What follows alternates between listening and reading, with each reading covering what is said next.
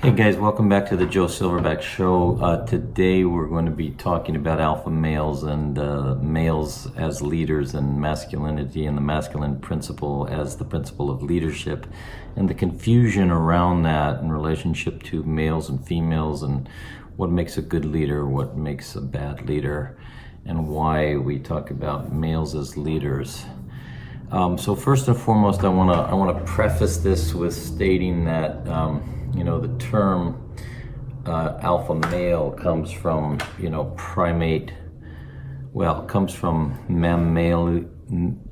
study of mammals, comes from primatology and also study of wolf packs. And secondly, we're constantly in the Homo sapien world taking language and manipulating it to our psychological preferences. And so over my 50 years on the planet, the word alpha male has evolved, and today the word leadership and alpha male usually refers to something in business success. But that's not how I'm using it here, even though we will talk about that aspect of it. So it's important also to understand that modern psychology, which all of us educated people think that we're experts at, we don't even think it. It's just an unconscious use of language. I mean, most people don't even really understand what it means when they talk about an alpha male and what they mean when they talk about leaders and leadership and masculine principles. So let's just slow down a little bit and think about this, because one of the first things that I want to get really clear out there is that, if I haven't already, is that there's a power that's natural to each human being and they have to find it. There's also a power that's natural to men that we have to find within ourselves as males and accept. And there's a power that's unique to women, and women have to find what that unique power is and accept that, instead of trying to always get into this competitive thing, this political competitive game, which is so childish and infantile, where we have feminism making it appear as if being at the top is being better than being at the bottom, and being the leader is better than being the follower, and being the alpha male is better than being the not alpha male, when in reality there's so few alpha males that can sustain the amount of social pressures that is required of the alpha males, that most people don't even want the job. So let's just start with that, okay? And I've talked about this before. So if we take women out of the equation and we just say, look, we're just going to randomly look at 1 million different males, and we're going to just leave them alone on a playground, whether they're 5 years old, 10 years old, 15 years old, 25 years old, or 50 years old, or 100 years old, they will instinctively and organically start separating themselves according to hierarchies that they just smell, they sense, they feel, they touch, they taste, and they test. And they're tested all the time.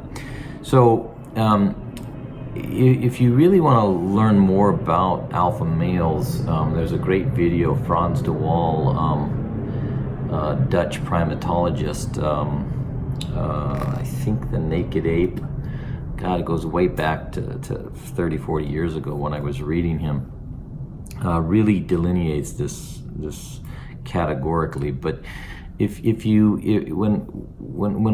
we talked about alpha males in relationship to human beings, we looked at it in terms of studies of chimpanzees, and in chimpanzees, de Waal is an expert on it. And one of the things that he points out is that it's a moving target. If you pay attention to biologists who study alpha males in nature, one of the things that becomes pretty clear is that in order to maintain the role of alpha male, you've got to appease all the other non-alpha males who look up to you and allow you to be in that role and in that position.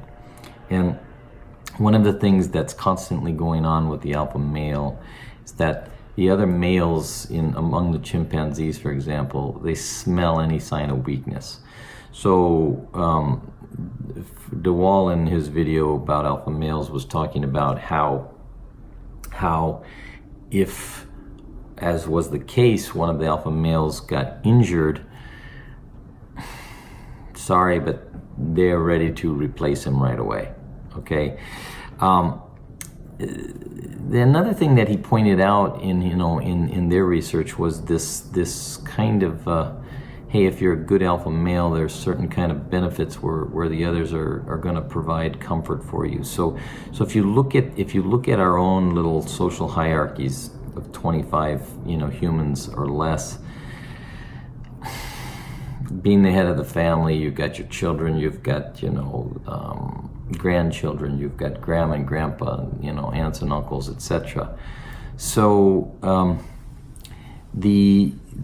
what I was wanting to point out is that life is like a vacuum. It's like you fill this role because you need to.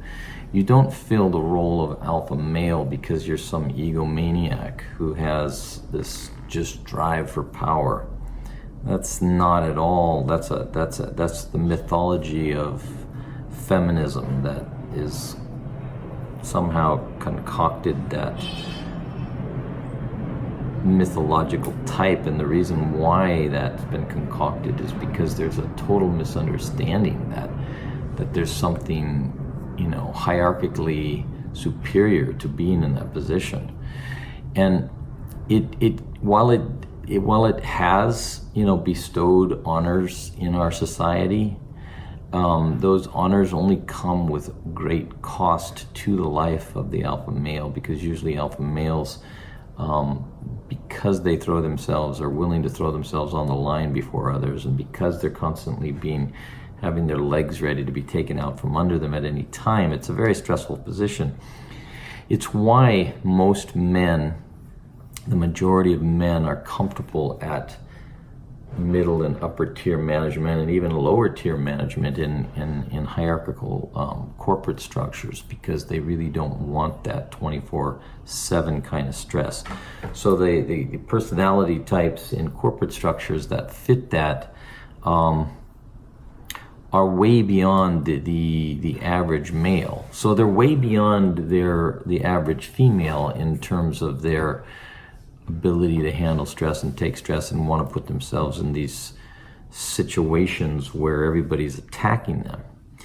So it's not about equality. It's the dumbest thing in the world for a woman to compete for alpha role positions when her nature and her personality might not warrant that. Now for nature and her personality happens to be that's what she is, an alpha female, then fine, go for it, I say. But mothers and fathers, when you're raising your children, try to have some kind of common sense and some education and some logic to thinking about pushing your daughters into alpha role positions or leadership positions when their personalities don't even warrant it. So the way I like to look at it is there's nothing wrong with pushing our sons and our daughters to be their very best. Nothing wrong with that at all. There is something wrong about making them believe that a position of the highest level of leadership, which also comes with it the highest level of stress, is somehow superior. So I like to talk about my situation with my wife who unlike me, who's an entrepreneurial spirit, who could never work in a corporate situation because I like to make my own rules. I don't like to follow corporate rules, and I also don't like being around people too much in terms of other people telling me what to do. But she's the exact opposite, and she likes the hierarchy and the organization in a corporate situation. And she's very strong-minded, and she can be a very good boss, and she could be the head of a project, but don't ever tell her that she's going to be the alpha male, or she's going to be running the company. She'll run and bolt just like a chicken and go hide.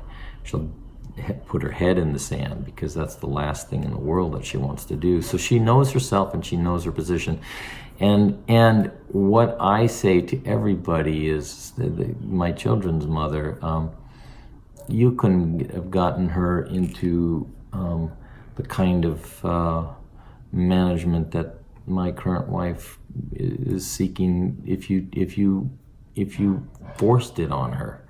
So we each have different personality types, and these personality types are what we need to understand about ourselves and our propensities and our talents.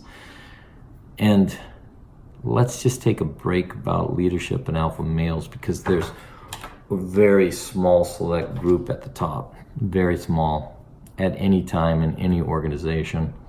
And it's usually not 95% of us males, let alone 98